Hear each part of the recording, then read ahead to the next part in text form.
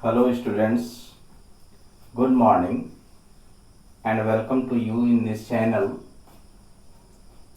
इसके पहले जो है कि वीडियो में मैंने आपको पोएट्री सेक्शन की fourth poem from an elegy written in a country churchyard के इंट्रोडक्शन, डेट ऑफ पब्लिकेशन के बारे में आपको बताया गया है।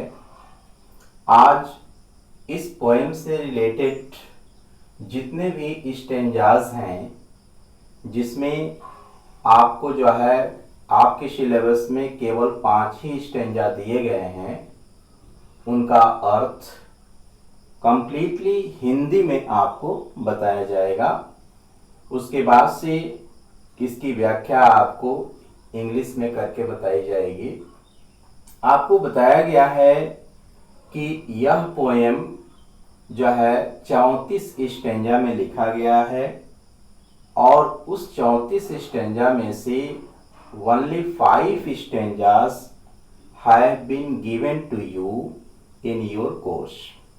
आपके कोर्स में उस 34 स्टेंजा में से केवल 5 ही स्टेंजा दिया गया है, उसी का अध्ययन आपको करना है।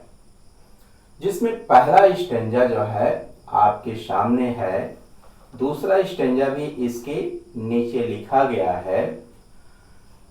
पहला स्टेंजा है the curfew tolls the knell of parting day, the lowing herd wind slowly over the lee, the plowman homeward plods his weary way and leaves the world to darkness and to me। आपको बताया गया है कि प्रस्तुत कविता में कवि जो है एक देहात के कब्रिस्तान में, एक गांव के कब्रिस्तान में खड़ा होकर के उसमें बनी हुई छोटी छोटी कब्रों को देखता है।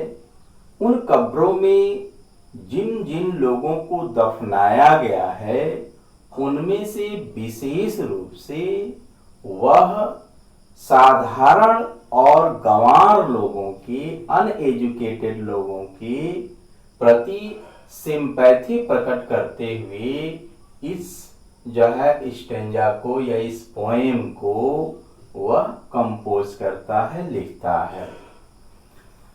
The poet is standing alone in the country churchyard।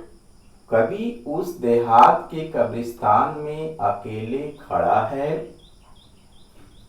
And he is lost in the imagination of those uneducated simple people who were lying buried even in the small graves। उन छोटी छोटी कब्रों में दफनाए गए गांव के साधारण तथा गंवार पूर्वजों के बारे में सोचता है। Just then he hears the sound of the bell coming near by a church.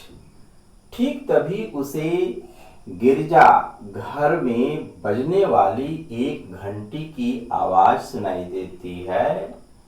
And that bell is रंग only at the time of evening and originally it can be said that this type of sound is produced only at the time of 8 o'clock of PM।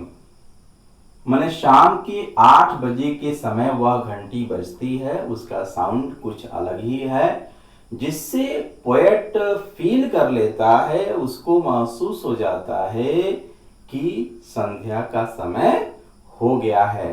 He should not leave here alone। उसे यहाँ अकेले नहीं रहना चाहिए।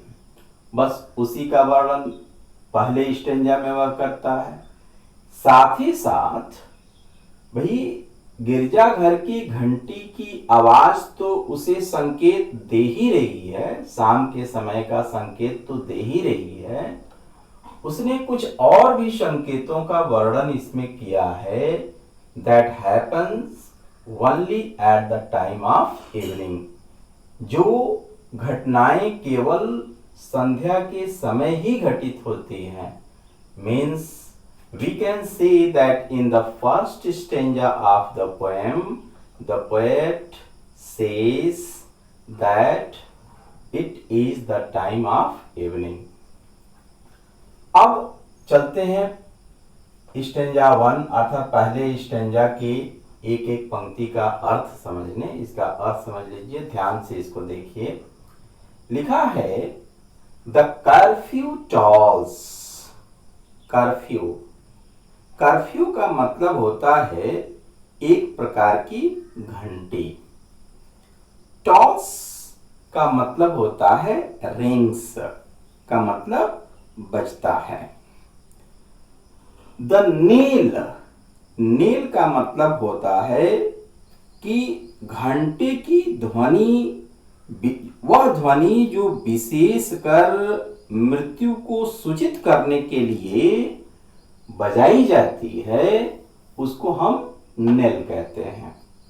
Parting का मतलब part हो जाना, का मतलब जो है बीत जाना। डे का मतलब दिन का समय। अब इसका मीनिंग हम निकाल सकते हैं। देखिए, द कर्फ्यू टॉल्स, गिरजा घर की घंटी बजती है। The knell of parting day, जिसकी ध्वनि हमें यह संकेत देती है कि दिन का समय समाप्त हो गया है। अर्थात अब इसका भाव समझिए। देहात के कब्रिस्तान में खड़ा कवि जो है कब्रों को देख रहा है, उनके बारे में सोच रहा है जो उन कब्रों में दफनाए गए हैं। उसे जो है बहुत काफ़ी देर हो जाती है। उसे इस बात का एहसास तब होता है जब उसे नज़दीक के एक गिरजाघर में बजने वाली घंटी की आवाज़ सुनाई देती है। उसी को यहाँ लिखा गया है, द कर्फ्यू टॉल्स, गिरजा घर की घंटी बजती है। The knell of parting day, जिसकी ध्वनि का जो पैटर्न है, वो उसका जो रिदम है, वो यह जो है बताता है, अनाउंस करता है ऑफ पार्टिंग डे, कि दिन का समय समाप्त हो गया। The lowing herd wind slowly over the lea. Wind, wind यहां नहीं पढ़ते हैं। प्रोज में जब इस वर्ड का प्रयोग किया जाता है तो वह विंड होता है।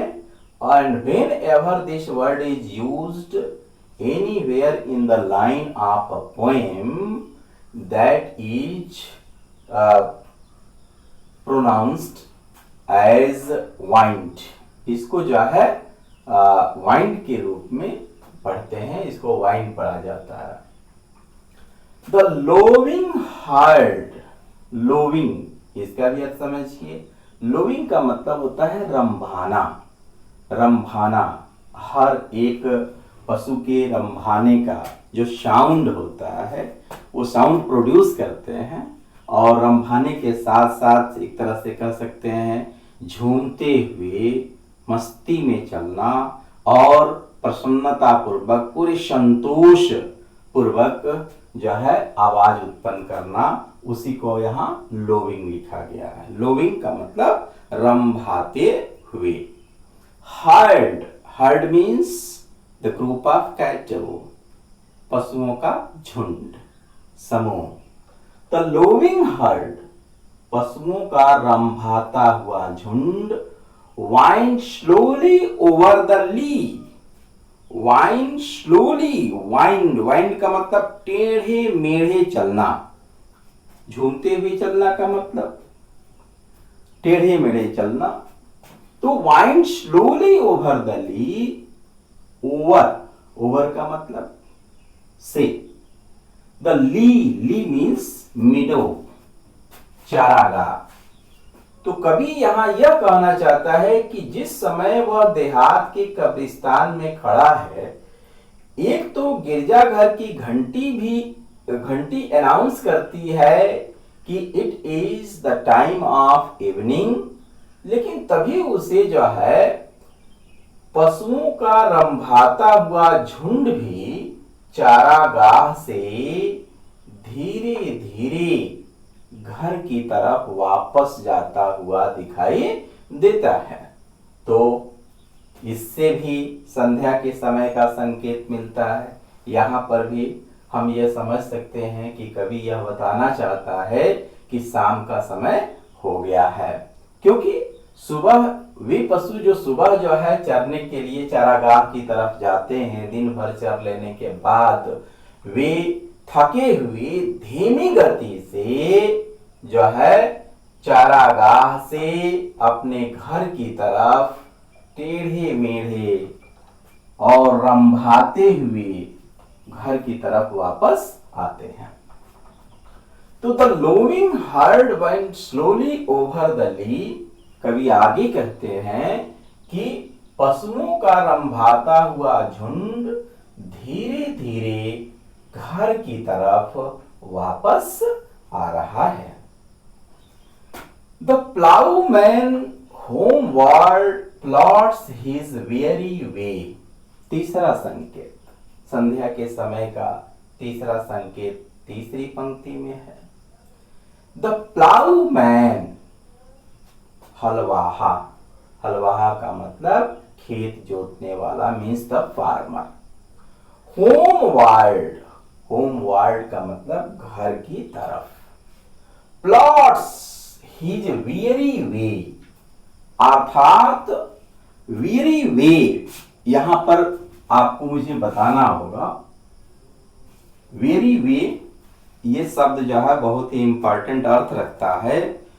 तो थका हुआ किसान अपने हल को अपने साथ लेकर के वह घर की तरफ वापस आ रहा है।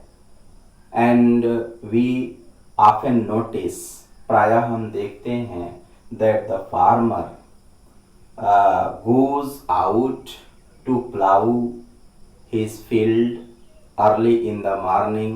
हम देखते हैं कि सुबह सुबह किसान जो है अपने हल को अपने साथ लेकर के अपने खेत को जोतने के लिए जाता है, और जब वह उधर से वापस आता है he is very much tired, वह बहुत अधिक थका हुआ दिखाई देता है। So we can say that even in the third line of the first stanza, the poet says, the plowman homeward plots his very way, अर्थात थका हुआ किसान भी अपने हल को अपने साथ लेकर होमवर्ड अर्थात घर की तरफ वापस आ रहा है। यहाँ वेरी वे, यहाँ वे को वेरी बनाया गया है। यहाँ पर कवि ट्रांसफर्ड एपिथेट का प्रयोग करता है। ट्रांसफर्ड एपिथेट का मतलब होता है एक प्रकार का फिगर ऑफ स्पीच।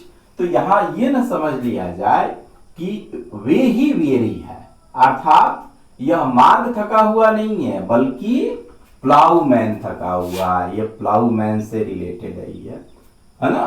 तो थका हुआ किसान, यहाँ transferred epithet figure of speech का प्रयोग किया गया है, इसीलिए जो है आप इससे इसका रिलेशन मत कीजिएगा। इसको डेकोरेट करने के लिए आप जानते ही हैं फिगर ऑफ स्पीच का प्रयोग जो है वाक्य के अर्थ को बढ़ाने के लिए, उसको डेकोरेट करने के लिए किया जाता है, इसीलिए यहाँ पर वेरी वे शब्द का प्रयोग किया गया है। तो the ploughman homeward plods is weary way, अर्थात कवि आगे कहता है कि थका हुआ किसान भी अपने घर की तरफ अपने हल के साथ वापस धीरे धीरे वापस आ रहा है। And leaves the world to darkness and to me. Leaves का मतलब छूट जाना, रह जाना, बच जाना। द वर्ल्ड अर्थात यहां वर्ल्ड शब्द उस कब्रिस्तान के लिए आया है। And leaves the world to darkness अर्थात उस कब्रिस्तान में एक तो अंधेरा है और एंड टू मी और एक मैं हूं। अर्थात कभी यहां ये कहना चाहता है कि उस देहात के कब्रिस्तान में इस समय एक जो है वह अकेला इंसान है जो अंधेरे में उस कब्रिस्तान में खड़ा है। तो एक बार फिर इसको जो है पढ़ते हैं। The curfew tolls the knell of parting day. कवि कहता है कि गिरजाघर की घंटी बजती है जिससे दिन के समाप्त होने का समय जो है का संकेत मिलता है। और यह भी संकेत मिलता है क्योंकि घंटी की आवाज बता रही है कि लगभग 8 बजे का समय हो गया है। The lowing herd went slowly over the lea. पशुओं का रंभाता हुआ झुंड धीरे धीरे चारागाह से घर की तरफ वापस आ रहा है। The ploughman homeward plods his weary way. थका हुआ किसान भी अपने हल के साथ जो है धीरे धीरे घर की तरफ वापस आ रहा है। अब चौथी पंक्ति जो है and leaves the world to darkness and to me. और इस समय कवि कहता है कि और इस समय इस कब्रिस्तान में मेरे और अंधकार के सिवा दूसरा कोई नहीं है। अब इसको इंग्लिश में कैसे जो है डील किया जाएगा, कैसे इसको हम बोलेंगे, लिखेंगे। The poet is standing alone in a country churchyard. He is thinking about the uneducated, simple people who are lying buried in the small graves in the churchyard. Just then he hears the sound of the church bell that announces the end of the daytime, and he also feels that it is the time of evening because the type of sound of the church bell announces him or makes him to understand what time he is in what time he is standing in the country churchyard. Just then he also sees, ठीक तभी वह यह भी देखता है, the group of cattle is also returning from the meadow and they are moving very slow. They are coming back in a very slow motion and they are also producing a satisfactory sound. संतोषजनक रंभाना झूमते हुए वे अपने घर की तरफ वापस आ रहे हैं। He sees that the farmer is also coming back, taking his plow over his shoulder from his fields. वह अपने खेत से जो है अपने हल को अपने कंधे पर लेकर के वह घर की तरफ वापस आ रहा है। And he is physically tired, वह शारीरिक रूप से थका हुआ है। And in this time the poet is standing alone in the company of darkness in the churchyard. तो ये है इसका जो है इंग्लिश मीनिंग स्टेंजा 1 का। अब आप अपने टेक्स्ट बुक में देखेंगे तो आपको दिखाई देगा कि स्टेंजा 1 और स्टेंजा 2 के बीच ये क्रॉस के चिन्ह दिए गए होंगे। कुछ टेक्स्ट बुक में आपको मिल भी जाएगा और कुछ टेक्स्ट बुक ऐसे हैं जो डायरेक्ट लिखे गए हैं। ऐसा अगर आपके टेक्स्ट बुक में ऐसे क्रॉस के चिन्ह दिखाई दे रहे हैं दो स्टेंजाओं के बीच, तो आपको समझ जाना चाहिए कि ये डेकोरेट करने के लिए ये चिन्ह नहीं दिए गए हैं। इस चिन्ह का यह संकेत है कि a few stanzas of the poem are missing। इस कविता के कुछ स्टेंजाज, क्योंकि केवल 5 ही स्टेंजा तो है नहीं, आपको अभी बताया गया there are 34 stanzas in the poem. कविता में जो है 34 स्टेंजा है, जिसमें 3 स्टेंजा जो है वो कवि के समाधि लेख के लिए है। तो अब यह चिन्ह आपको बताएगा कि ये फर्स्ट स्टेंजा है, लेकिन पोएम का यह सेकेंड स्टेंजा नहीं है। आपके सिलेबस में दूसरे नंबर पर ही इस स्टेंजा को रखा गया है। पोएट्री का यह जो है इस पोएम का यह दूसरा स्टेंजा नहीं है, इसलिए यह चिन्ह बता रहा है कि इसके बीच कुछ स्टेंजा जो है मिसिंग है। चलिए, अब ये भी आप जान गए। अब हम चलते हैं आपके सिलेबस के अनुसार, आपके टेक्स्ट बुक के अनुसार स्टेंजा 2, दूसरे स्टेंजा का अर्थ समझने। आपको इसमें दिखाई देगा, इस स्टेंजा में आप देखोगे कि इसमें तरह तरह के जो है जो स्ट्रक्चर्स हैं, जो हिप्स हैं, जो कब्रें हैं, उन कब्रों के कंडीशंस का वर्णन यहाँ किया गया है।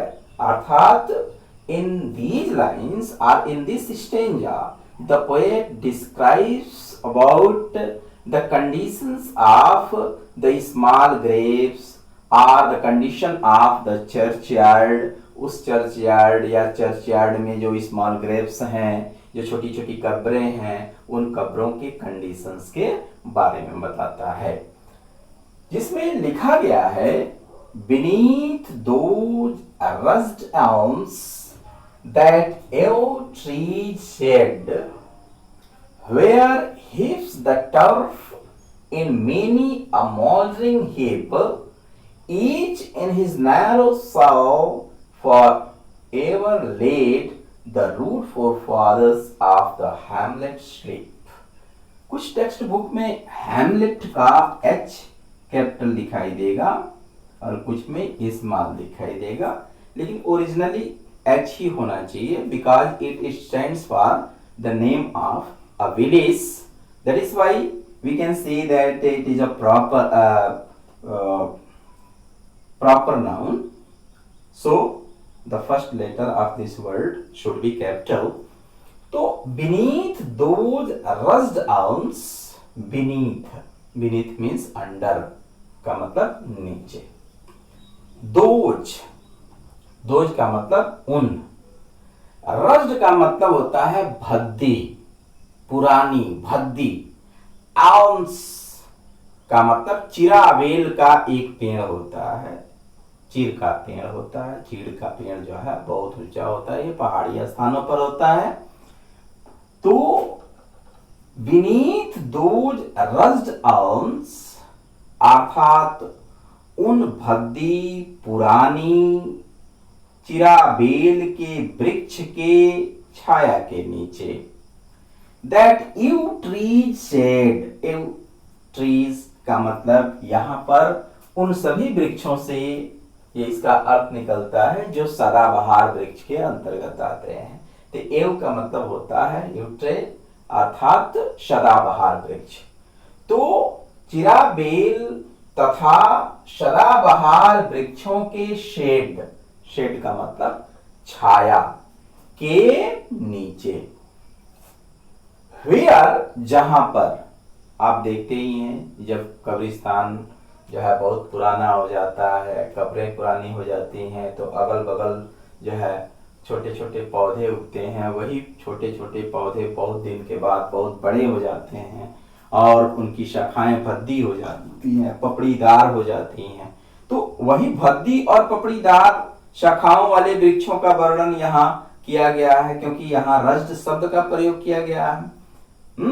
तो beneath those rust arms that you tree said, कवि कहता है कि भद्दी और पुरानी शाखाओं वाले चिरा बेल तथा सदाबहार वृक्षों के छाया के नीचे, उनकी छाया के नीचे, where जहां पर हिप्स का मतलब ढेर होता है, लेकिन हम जानते ही हैं कि जो हिप्स होता है ढेर, तो कब्रें ढेर की फॉर्म में होती ही हैं, वो मिट्टियों का ढेर होती हैं।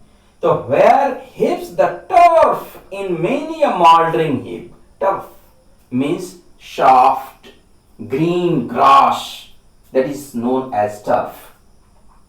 तो where अर्थात उस छाया के नीचे जहां पर हिप्स का मतलब कब्रें, मिट्टी का ढेर, द टर्फ जिस पर मुलायम और हरी भरी घास उगी हुई है, अर्थात मुलायम तथा हरी भरी घास से कवर्ड जो है उन मिट्टी के ढेर अर्थात कब्रों के ऊपर, इन मेनी मॉल्डरिंग हिप जो अनेकों प्रकार की तराशी हुई मिट्टी के ढेर के जैसे लगती हैं, वहां पर वो अनेकों कब्रें उसे दिखाई देती हैं।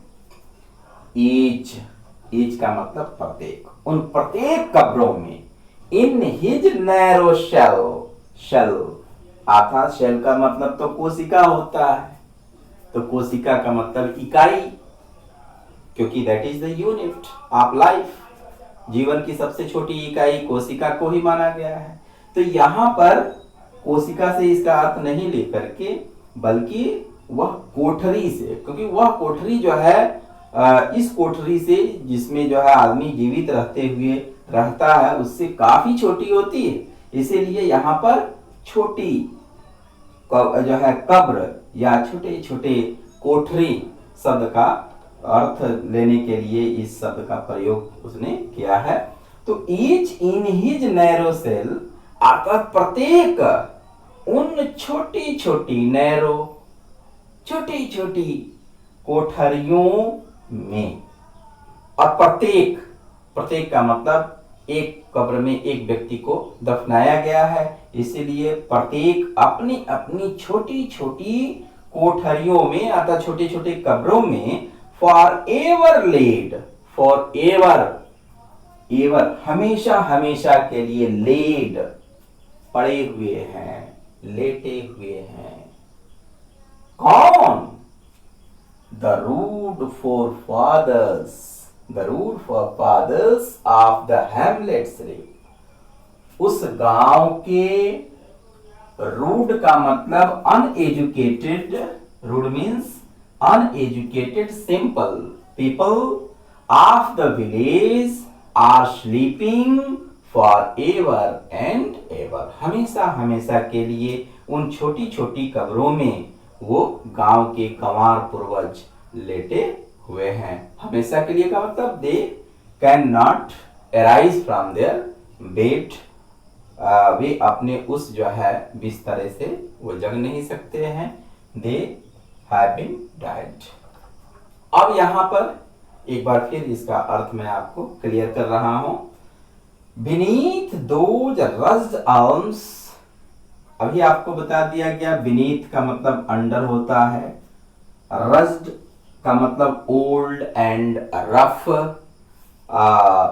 ट्रीज, जो पुरानी तथा भद्दे वृक्ष हैं, शाखाओं वाले वृक्ष हैं, उनमें से एल्म्स मीन्स चिराबेल का पेड़, दैट यू ट्री सेड, और सदाबहार वृक्षों की छाया के नीचे, जहां पर जहां पर heaves the turf in many a mouldering heap, जहां पर हरी भरी कोमल घासों से ढकी हुई अनेक प्रकार की छोटी छोटी तराशी हुई कब्रें जो है बनी हुई हैं। Each in his narrow cell, और इन प्रत्येक छोटी छोटी कब्रों में फॉर एवर लेड, हमेशा के लिए लेटे हुए हैं, सोए हुए हैं, the rude forefathers of the hamlets, अर्थात उस गांव के गंवार पूर्वज, अशिक्षित पूर्वज हमेशा हमेशा के लिए लेटे हुए हैं। एक बात का और ध्यान देंगे, जैसे इसके पहले के वीडियो में मैंने आपको बताया था कि ये जो पोएम है दो कॉपलेट के फॉर्म में लिखा गया है। इसमें जो है हेक्सामीटर और पेंटामीटर का जो इसमें मीटर है उसका प्रयोग करके जो है इसको लिखा गया है। हेक्सामीटर का मतलब जिसमें 6 फीट होते हैं। 6 फीट का मतलब इस पंक्ति में 6 फीट है।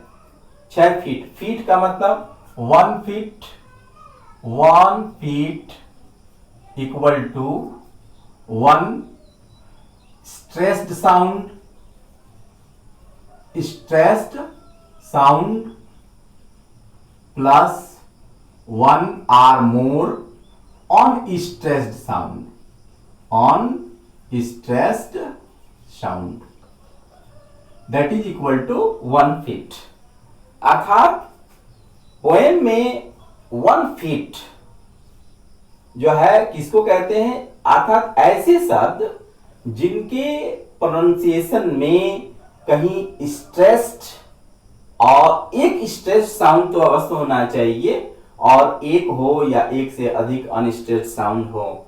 जैसे द कर्फ्यू 1, चॉस 2, नेल 3,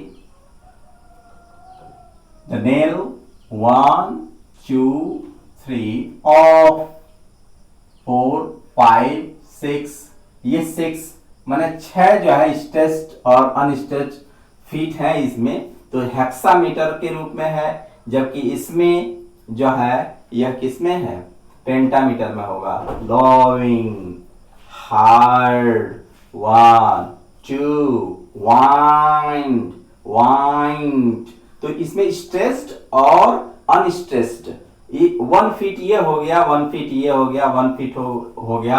लॉइंग, लॉइंग, अब लॉइंग तो इस पर स्ट्रेस पड़ रहा है, इस पर जोर पड़ रहा है और इन जो है उतराव आ रहा है। यहाँ पर धीरे धीरे हमारा साउंड जो है क्या हो रहा है, लो हो रहा है और यहाँ से रेस कर रहा, तो ये स्ट्रेस्ड पार्ट हो गया इस वर्ड का और ये अनस्ट्रेस्ड पार्ट हो गया। ये आपको जो है मैंने पहले बताया है। तो the lowing herd wind slowly over the lea, इसमें जो है 1, 2, 3, 4 जो है 5 ये और तो यह जो है अनस्ट्रेस्ड में आ जाएगा, ये फीट नहीं बना रहा। तो इसमें 5 जो है फीट है तो ये पेंटामीटर हो गया, ऊपर 6 है तो हेक्सामीटर हो गया। उसी तरह से इसमें देखेंगे तो हेक्सामीटर में है और यह लाइन जो है पेंटामीटर में है। तो hexameter pentameter, hexameter pentameter, hexameter और पेंटामीटर का एक कॉपलेट है। यहाँ पर देखिए साउंड, इसका रिदम देखिए, इसका क्या है, डे, ली, वे, मी, ऐसे। तो यहाँ फर्स्ट वर्ड का जो फर्स्ट लाइन का जो राइम है, लाइन ये साउंड है वो थर्ड लाइन से, अर्थात हेक्सामीटर का साउंड हेक्सामीटर से और पेंटामीटर का साउंड पेंटामीटर से टैली कर रहा है। तो ये कविताओं की कुछ विशेषताएं होती हैं, उनको जो है लिटरेचर के कुछ पार्ट्स में पढ़े जाते हैं, पढ़ाया जाता है। तो ये है आपका स्टेंजा 1 और स्टेंजा 2 का जो है अर्थ। मैं 3, 4, 5 का अर्थ आपको नेक्स्ट वीडियो में दूंगा। Thank you.